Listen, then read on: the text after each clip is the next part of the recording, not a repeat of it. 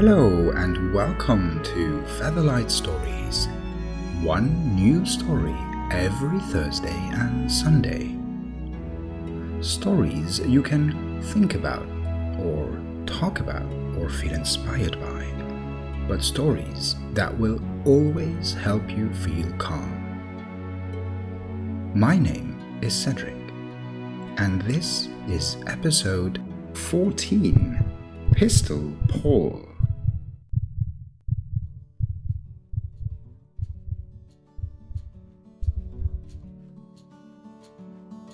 Pistol Paul, the cowboy who gained national fame by showing up at a quick draw competition without his pistol.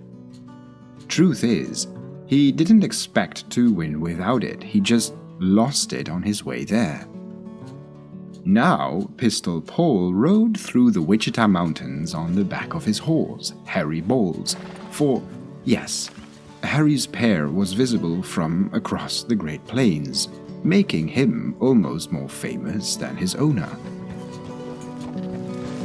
The cowboy's oversized white hat bounced up and down, almost with the same rhythm as the chewing motion his jaw made, making his large mustache move like an accordion.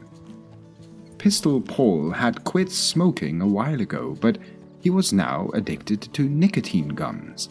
His face was tanned, but not from the sun but the solarium which he frequently visited. Since he always frowned, deep lines on his forehead looked like a sketch of the Grand Canyon. If there was ever a living caricature of a cowboy, then Pistol Paul was the living, breathing version of it. On his voyage through the mountains, Pistol Paul had seen many traces of bears, coyotes, and a big white feather in a bush alongside the track he followed made him suspect some Cherokee Indians might be nearby. On his guard, Pistol Paul still made his journey more pleasant by singing a little song. If one didn't know better, then they could swear it looked like Harry Bowles folded his ears. My name's Pistol Paul, the quickest of them all. Never beaten by anyone as long as I didn't forget my gun. Harry carries me across the prairie. You won't believe the scale of what he carries under his tail.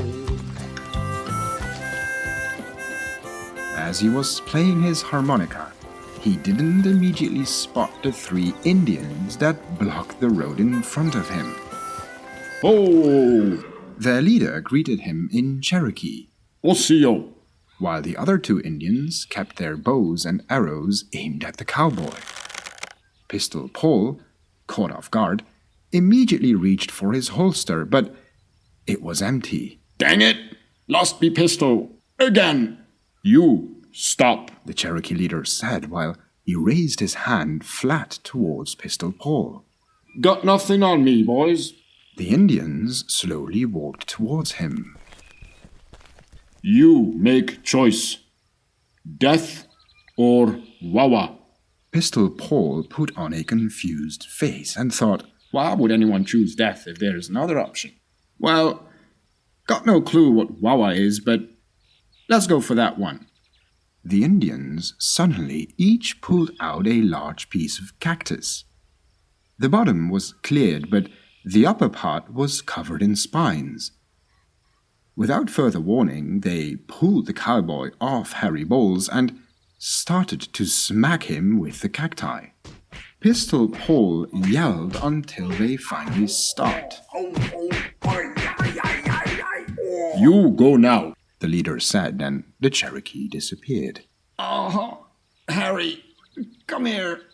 His arms, legs, back and chest were covered in cactus spines, and it wasn't easy to climb back on the horse without putting pressure on any of those spines.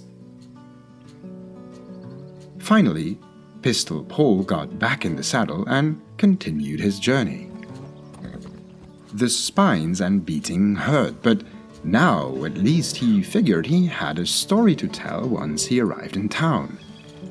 Proud of how he had survived an Indian ambush, he started humming his song.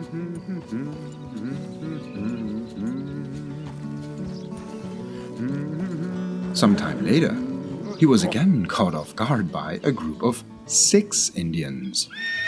Oh, easy, Harry, easy. Their leader raised his hand towards the cowboy. Osio, you make choice.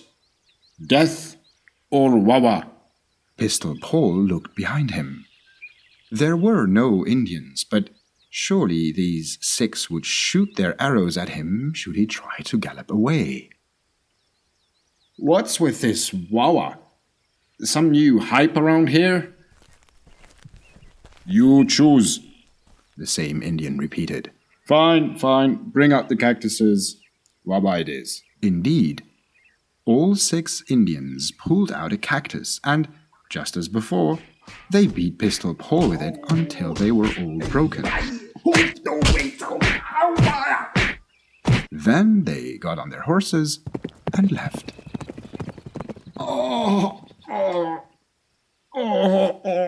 What the jink is all that about?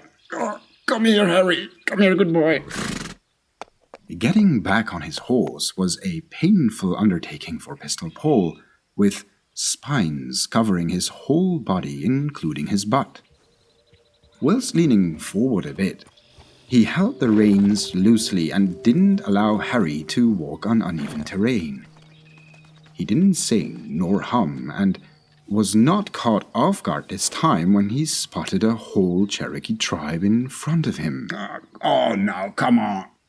Can't even run away from him.